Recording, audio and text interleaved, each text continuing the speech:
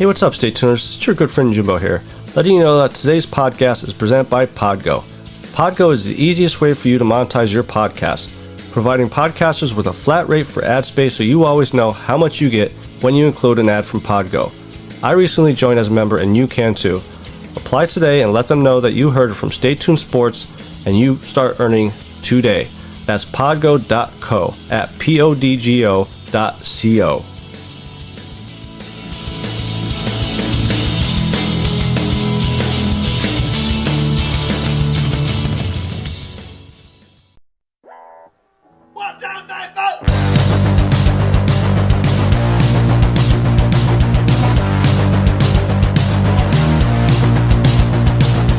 You heard the rest. Now here's the best Stay Tuned Sports Podcast. And hello there, all you Stay Tuners. Welcome back to another episode of Stay Tuned Sports. It's your good friend Jimbo here. Back again. No football again. But we do have some football stories that we are going to talk about. Carson Wentz being traded day after we recorded, talking about that. Who won the trade for him? You know, did the Eagles get enough back for him? And what do the Colts, where do the Colts go from here? Also want to talk, I'm not sure if you guys seen the viral video going on with Cam Newton and I'm assuming a high schooler, like 15 to 18 year old kid chirping at him, kind of giving him shit, so we're going to talk a little bit about that too. So before we get into the show, though, head over to staytunedsports.net and all of our social media networks to follow us, like, subscribe. All that stuff is on the right hand side there. Make sure you click them so you can get all the up-to-dates of the episodes and giveaways, which they're coming within the next couple weeks. Just finalizing some of the rules, if you want to say it, call it that. And then up top is a merchandise tab. Make sure you head over there because I'm in the process of actually making more truck series t-shirts for the Stay Tuned series, truck series season next year, which if you guys have seen on Twitter, I posted out there the schedule for next season. Comes back in April. We will be talking to Josh Soble in a bit here about the rest of this year. There's two races left in this season. Then I'm going to take a small break and then come back to kick off the Stay Tuned Sports Truck Series. So, yeah, Carson Wentz finally traded to the Indianapolis Colts. I'm not sure how I feel about it. When it first happened, so what the Eagles got in return was a second round draft pick for next year, which can be a first, and a third round pick this year. Now, the second round pick could be a first round if Carson Wentz plays 75% or more snaps, offensive snaps, or 70% of the offensive snaps plus Colts make the playoffs. Which one do I think has the better chance at happening? Honestly, I think 70% in the Colts making the playoffs, because the Colts are not a terrible team. We've seen with the old Phillip Rivers, banged up, broken, everything like that, kept that team competitive. And now you put Carson Wentz. Now, if Carson Wentz can get back to how he was with Frank Wright, that MVP year he was having, there's no reason to not think he could take them to the playoffs. And obviously, when he got hurt that year, he had to be close to right around that 70%, because Nick Foles played the last 3 weeks of that season, which it's a little bit more than 3/4 of a season he played. So, you would think he would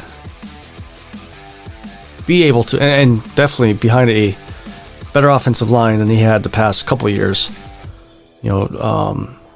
Jason Peters, just the old offensive line Philly had the past couple of years. But even if that turns into a first-round pick, I still think the Colts got the better end of the deal here. My question is, the rumors were out there that, we were going to get a first-round draft pick, Nick Foles, Tyreek Cohen from the Bears.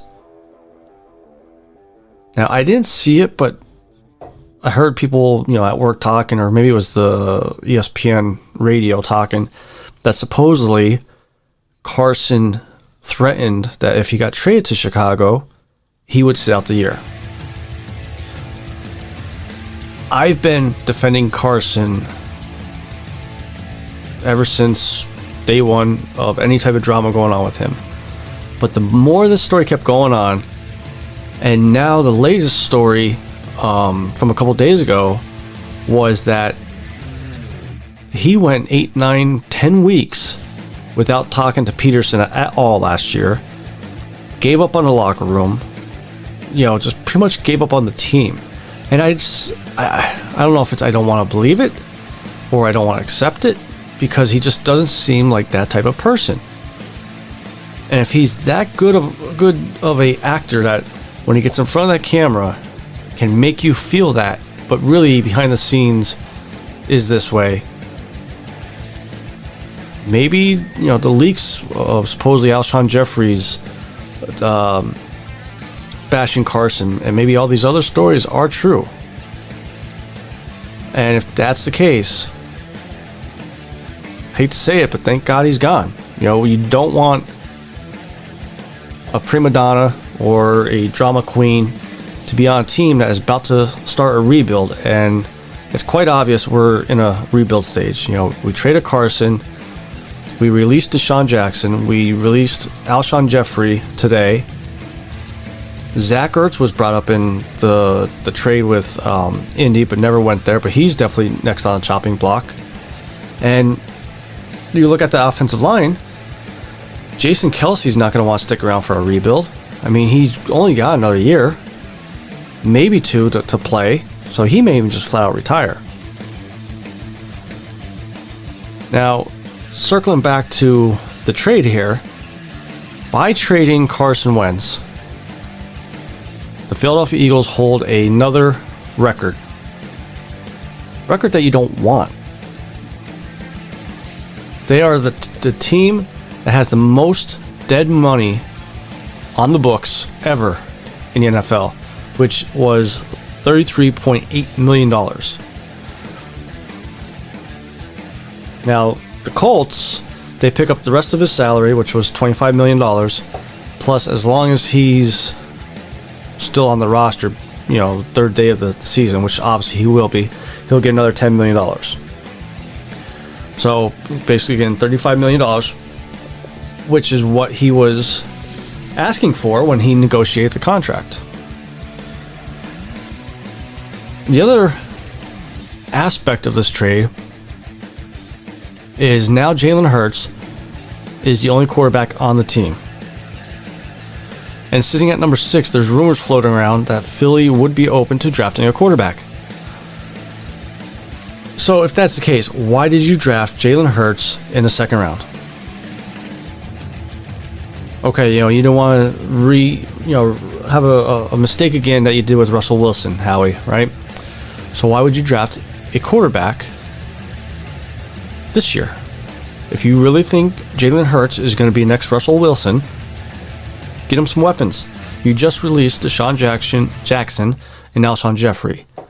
What better weapon to get him than either Chase from LSU, can't talk today, or Smith from Alabama? I would prefer Smith, but both are very good receivers.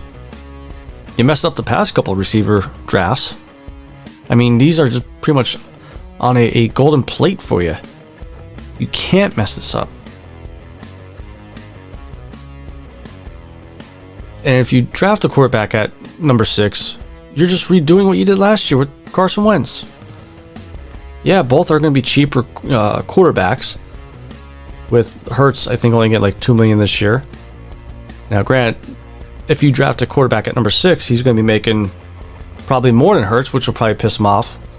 But I'm just praying, if Howie doesn't take a wide receiver or an offensive lineman at number 6, I hope Laurie finally opens his eyes and says, you know what, just get out of the room, empty your stuff, don't come back, you're fired. Because if you, like I said, if you think Jalen Hurts is next Russell Wilson, and that's why you took him in the second round, you start getting him weapons. You got Miles Sanders back there, so your running back crew is set. Just get him some wide receiver help, because obviously the past 2 seasons, the wide receiving crew has not helped Carson Wentz at all. So when we kicked off the show, made the comment about the Cam Newton video being out there. Now, I don't know if you guys seen it. I mean, it's viral now, so you pretty much could just Google it and you'll see. Now, the only thing I would say is this. Don't watch the video of the kid starting off saying, you're poor, you're a free agent, and Cam kind of, talking back to him. You gotta look for the extended video of Cam talking to the kid. Before I saw the extended video that Cam put out there, I was actually gonna kind of bash Cam, because why are you letting a kid trash talk you? Just ignore him. He's just a young punk that don't know what he's talking about. He's around his friends trying to make a scene because he wants to act cool and bad and have a video go viral. And Cam is used to hearing the chirping every week. I understand, he doesn't have to be there for the foundation. He could have just sat at home and ate potato chips all day. He chose to come out there. But he has to also understand a little bit, though, that 90% of the kids out there aren't going to be this douchebag that was chirping at him. So when I saw Cam posted the extended video, I gotta give Cam credit. He legit tried to talk to the kid and ask a little bit about him. What's your team's record, and wasn't at all taking shots at him. But yet this little punk kept twisting his answers to make it seem like he's a badass and he was, better than Cam. I know you watch YouTube. Just look me up. I liked what Cam said to him, though. Don't be one-dimensional. And kids these days sometimes need to realize these pros, Cam Newton, Peyton Manning with his quarterback camp he usually has. These guys don't have to go there. Like I said, he could have been sitting at home eating a bag of potato chips. But he decided to come out, help out the youth, and all his expertise and his knowledge, his talent, help these kids. And maybe even if he teaches them 10 different things, even if they take one thing out of there, they're that much better. But all this kid wanted to do was chirp and make it look like he's cool in front of his friends. When really, he didn't. So I just want to say kudos to Cam. It could have got a lot worse from watching that first video, but it seemed like cooler heads prevailed. Cam talked to the kid, basically trying to explain to him, like I said, he doesn't have to be out there, and he's trying to teach him and these other kids stuff. And there's always a right way and a wrong way about how to go things. And the way this kid did it was the wrong way. So up next, back after a week away, is Garage Talk with Joshua Soble.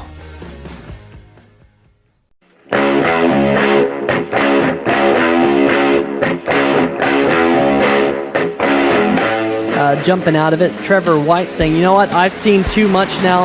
I almost saw an accident right up there at the front of the field. And that's the one spot you don't want to have an accident, because you and I know, Carlos, if that happens, it's all chaos from there.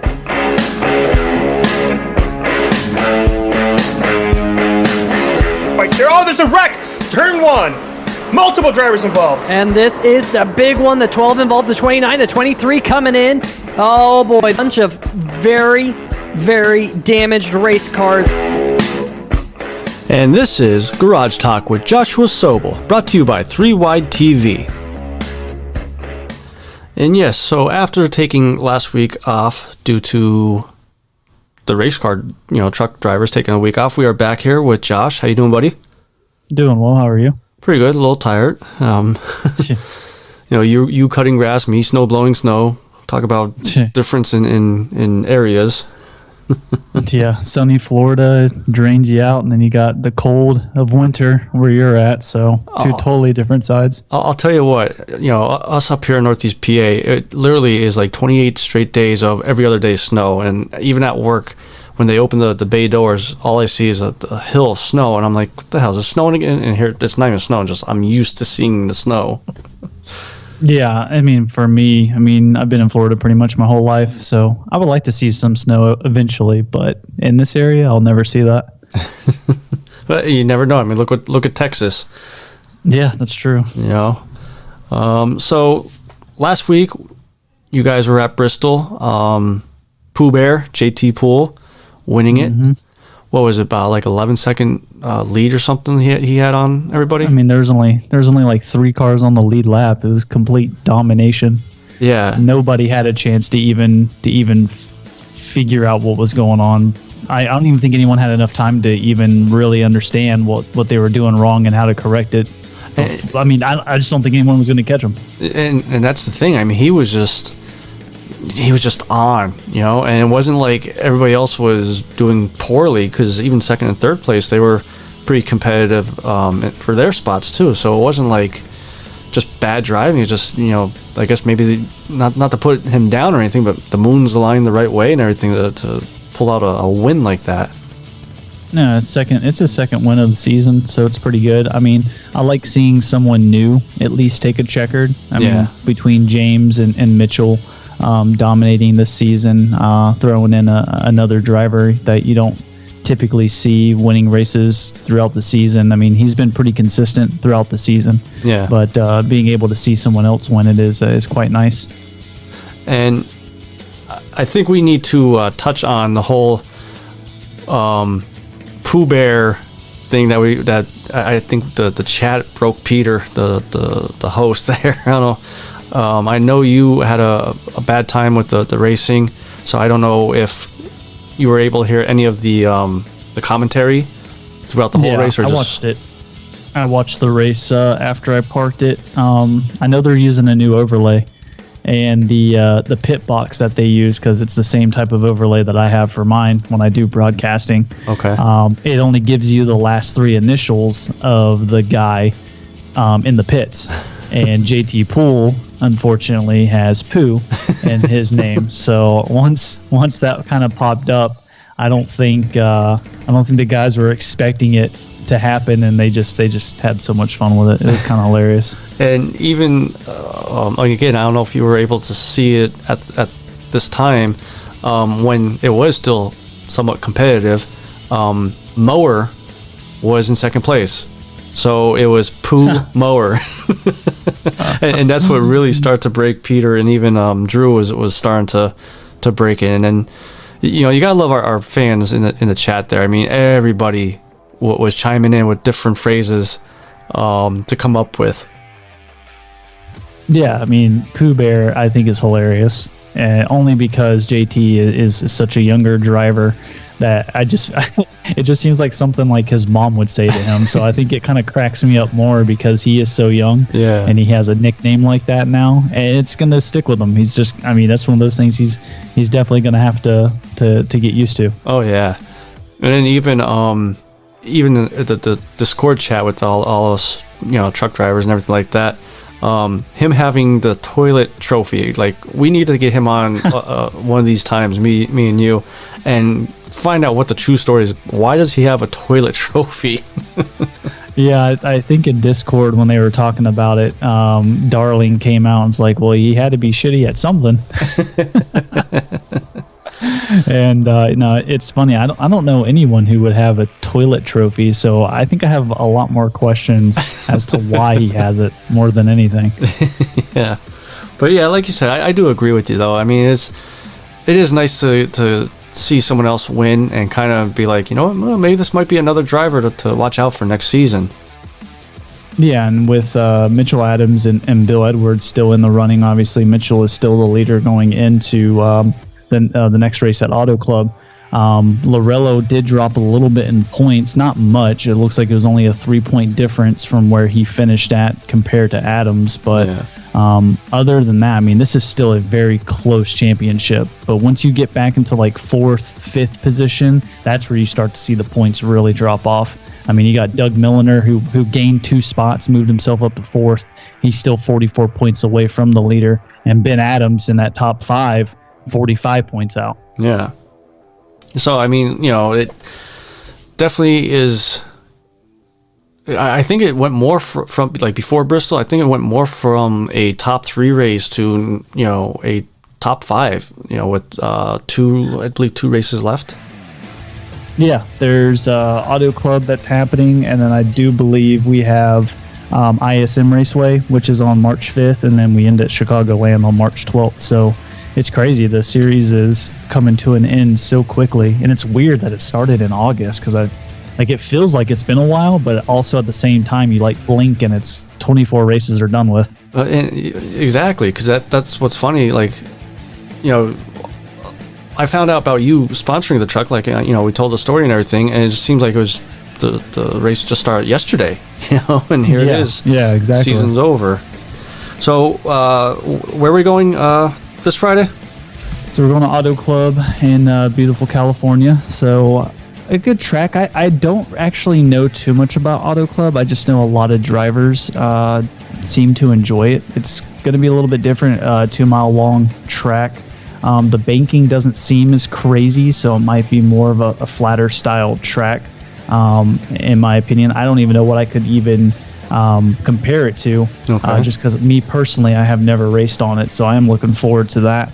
But a good racetrack to kind of get away from like Bristol and everything else to jump back from, I would say. Yeah. So you haven't got any practice on it this week yet, or no? Not yet. I've been practicing for the Wednesday League that NSRA does for the road course racing and stuff like that too. So I've been trying to like get my toes wet in some road course racing, which didn't do too bad last week. We'll see what happens this week. How's the 3 screens helping out there? I seen you post that on Twitter. Yeah, it's weird. It's at first it was hard to get used to because I didn't know what the hell I was doing. But once I found out a couple of guides on how to actually set it up properly, because it's not just plug and play. Oh, okay. Man, I don't think I would ever be able to race without 3 screens. Now that I've actually done it. It is a sweet, nice, you know, little setup you have there. Oh, I mean, between that and the button box that I got from the league as well too, thanks to my dad and my mom and all those guys that help out. It's crazy. I would never expect this. My dad is so into it right now that I think he just sees that I'm having so much fun with it. He just wants to enhance that as much as possible. Yeah, I mean, he's definitely one of the bigger fans of yours in the chat. Obviously, I'm your second favorite. I don't think I could compete with your dad. I mean, he's in the chat there. I don't know if you could see it while you're driving, but he's in that chat there. You know, Josh, you know, two more laps pit, and he's giving you, you know, tips and everything like that. Like, and I'll give him credit too, because there's a lot of times I'll have to ask him questions like, you know, tire drop off, like just, you know, the lingo as I call it, and I you know, I want to give him a thanks there for helping me, you know, learn a little bit more about the sport. Yeah, a little bit about him too is that when I was younger, he worked for NASCAR at one point. Oh, that's and right. Yeah, he did that for about 3 or 4 years, and I think just being out on the road all the time and being away from family, and I was growing up and all that stuff, I think he was just kind of kind of overwhelmed with it. And me being a fan of the sport and everything else at that age, I got a little annoyed, obviously being 8 to 10 years of age and your dad's working for NASCAR and then decides, I'm not going to do it anymore.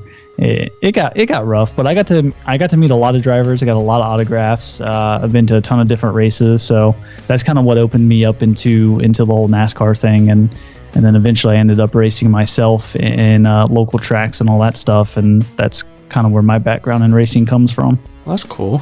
Were you ever able to be down in the pits or?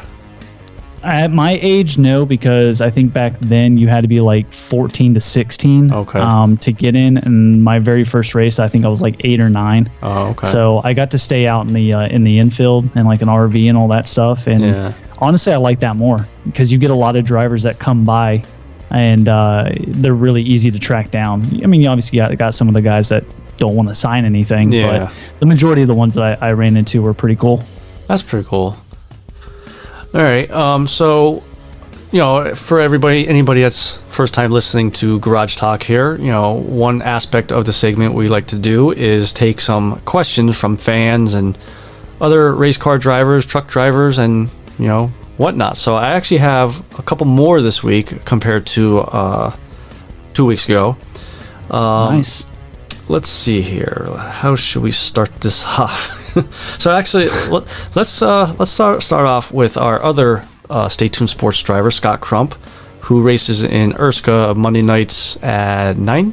Is it? Yeah. Okay. Yeah, 9:35 is when we start those. So I'm actually producer on their broadcast. So I'm the guy behind the cameras controlling everything with the help of Johnny Thomas, who does a lot of my overlays for the race. And then we got our broadcasters and pit reporter who have been doing a phenomenal job. And that's every Monday night. They had an off week this week, so they go to Iowa next week. And that's been a lot of fun, to be completely honest. I think I've had more fun producing everything than when I was a broadcaster myself.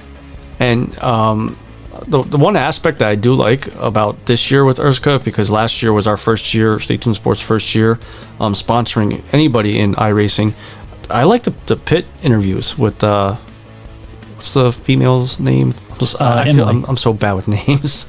It's all good. But that's a cool different. Is our pit reporter. Yeah, and she killed it. Yeah, that's definitely a cool different thing you don't really see on any other broadcast. And you can watch Erska on Belly Up TV, their YouTube channel, Mondays at 9. So Scott wants to know, who's your favorite Erska League driver? Oh, wow. That is a curveball right there. That's tough. When I first started with Erska, as far as like doing money leagues and broadcasting for them, I was actually, and this is way before Stay Tuned Sports and all that stuff. Okay. Scott Crump was one of the guys that was always near the front, and I liked his style of driving in general, just because he's got an attitude on him, but in a racing sense, it makes sense with his style. Yeah. And for whatever reason, I just kind of like latched on to that and was a huge fan. So I got to put Scott Crump up there for sure. And it has nothing to do with Stay Tuned Sports or anything like that. Yeah. It's just funny that he is a driver for you in Erska. But another one that I'm a huge fan of, and someone I've worked close beside as well too, is Josh Adams, that races the number 95. That dude is dominant. He missed the Daytona's opener, which sucks. Yeah. I don't know why, not sure why, but he did miss the opener not this past Monday, but the Monday before. And I mean, he's going to be a force to be reckoned with. A force to be reckoned with? So, yeah, there something we go. Like English. But yeah, I mean, I was surprised Adams didn't race, because he's always dominant at Daytona, and that's why one thing I was kind of looking forward to see, how could Scott do, going up against them and things like that. And they, unfortunately, both of them had incidents, basically, Adams not racing, and then Scott having computer issues, had to back out of there. So both are behind the 8 ball there as far as points, but it just started. I think it's plenty of time to get back up there. long season ahead of us for that. We're only 2 races in, and we start our 3rd race next Monday. And I mean, this season's going all the way to August, so got a long schedule ahead of that. But a lot of good stuff coming up as well too. And I mean, that's again Erskine and Johnny Thomas and all those guys that have kind of got me in on it, and Belly Up Sports. Mike Brown for at least allowing me to do this type of stuff. It has been crazy. I would never put myself in this position and be able to do it and crunch everything down and try to make it as the best I can with the help of everybody else has just been insane, to say the least. All right. So our next question is from Monty Glover. Do you think Ben Adams can rebound to win championship after wrecking last race? That one's tough because of the fact that he is 5th in points right now, and 45 points, that's a lot of points with only 3 races left. Yeah. He would really have to stay clean and not getting into any more accidents for the remainder of the season. And even then, that's really pushing it because he's fast. Yeah. It's just he's kind of one of those drivers that also gets caught up in some weird incidents as well too. And I had to go back and look at the footage because I knew he was involved in a wreck. I just didn't know exactly what happened because obviously I'm in the middle of racing and everything else. But it just looked like both of the whites. We have 2 of them in the league. I think it's Travis and Justin, yeah. Travis and Justin White. It looks like Justin just kind of pinched Travis coming off of one of the turns up against the wall, and he bounced off the wall, and unfortunately Ben Adams was there to kind of collect the rest of that. Okay. I don't know how badly damaged he was. I know he was kind of talking about it in the server since we're on the same team. Okay. But I think he got taken out completely. I don't know if he just parked it. I'm just trying to remember. I think he might have parked it. I think, I agree. I think he parked it as well. I think he tried to stay out there, but just kind of like with you, just couldn't keep up. So he just decided to park it. Yeah, Bristol's one of those tracks. If you don't have the speed, then you're just going to get in everybody else's way. And when you have Adams and Lorello and Edwards kind of battling it out for the top 3 spots, the last thing I want to do, and I'm sure anyone wants to do, is get in their way and cause a bigger accident. Yeah. For someone who's actually racing for a championship. Yeah. All right. Next question. For all listeners, if you haven't seen, we actually released next season's race schedules. You can find over on the NSRA League's Facebook or on Stay Tuned Sports Twitter. I tweeted it out. There is one track on there I'm excited and kind of curious about, and it brings me to the question from Chris Darling. What's your thoughts on Bristol Dirt? I don't know. I think that's going to be, on paper, it sounds like a great idea, but I think execution-wise, it's going to be kind of rough until I know what the setup is going to feel like. Okay. And since nobody knows what it's going to be like, and I think they're slating for release in March for that track. So luckily we'll be able to mess around with it before the races in May, because I think that race is on May 14th. So we at least got a decent amount of time to kind of mess around and see how everything goes. And we used fixed setups unless something changes and we need to change the setup. But that's the problem. If the fixed setup is bad, I know Chris Darling isn't going to want to run that race. And if he can't find an open set that's at least doable, then we may not even see Bristol Dirt on the schedule at all. It just depends on what that setup feels like and how the drivers kind of react to it. I am a dirt racer in general. That's where I came from, was dirt racing. But iRacing's way of doing dirt is really weird. Okay. It's the same concept, but it's that feeling of being in a race car.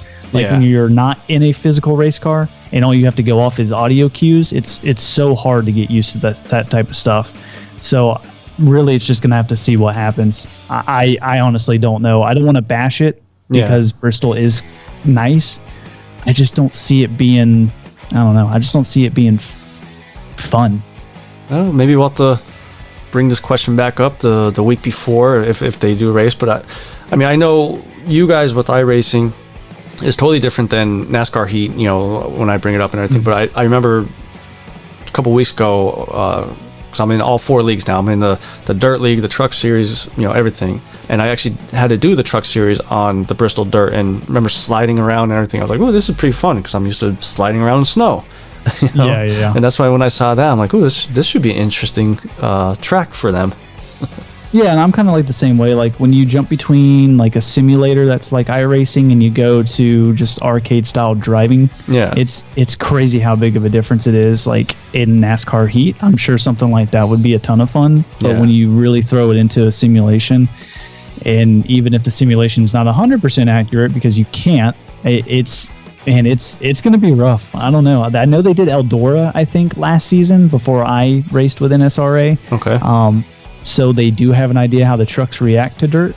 So I guess we'll just have to see how Bristol's like rendition of it is gonna be. All right. And we have one last question for the listeners also. If you haven't heard yet, me and my wife actually started a podcast last weekend, Wine, Whiskey, and a Review, where we just review movie and TV shows and whatnot. So make sure you give a listen there and subscribe. So this question, Josh, actually comes from me. What kind of podcast would you do with your wife? And what would it be named? Not trying to get you, not trying to get you in trouble or anything. Oh man. Oh god. Jesus. And just so the listeners know, I'll give you a little bit of time to think here, Josh. Just so the listeners know, I don't tell Josh any of these questions I pick. He sees some of them, so he has no time to really come up with an answer before I ask these. So yeah, the majority of these are like out of left field. Like I knew about the Bristol dirt, but just because it's asked doesn't mean it's going to be said on the podcast. Yeah. So I already had an idea what I wanted to say about Bristol, but the other ones I had no idea about. And this one is going to throw me for a loop. I don't know. I mean, back in the day, we were huge into like the whole like Disney. I mean, we live in Florida, so we got Disney World and everything else, and we had annual passes to that stuff. And she's obsessed with anything that's Disney. So I think if it ever came down to it, it'd probably be something along those lines. Now that would be more on her end and not necessarily mine, because Disney was like one of those things that's cool. Yeah. But at the same time, like, after a while, it gets repetitive in my head. But when you have a child now, I have a 3-year-old, it does make it a little bit better. It'd probably be something along those lines. But me personally, I'd probably be more on what you're doing with your podcast, to be completely honest. All right. That's a great idea of what y'all are doing. With the Wine, Whiskey, and Review? Oh, yeah. Yeah. Anyway, it's funny because I was drunk, she was sober, and she's like, we just got done watching WandaVision, and she's like, we should do a podcast. I'm like, okay. Okay, sounds good. And then the next day, she's like, do you remember what we talked about? I'm like, kinda. Oh, man. And there we go. Oh, we made a podcast? Oh, we're doing a podcast. Oh, yeah. No, I remember that. So, all right. So, like we said, Friday over on YouTube, the 3Y TV channel there, NSRA, the Simbox Truck Series, will be at Chicagoland, did you say it was? No, it's at Auto Club. Chicagoland is the ending. Oh, that's right. See, goddamn, I'm working 5 o'clock in the morning. So It's getting to you. So till actually next week, because we have really nothing else to talk about this week. This is your good friend Jimbo and Josh. We will see you guys next week. Peace.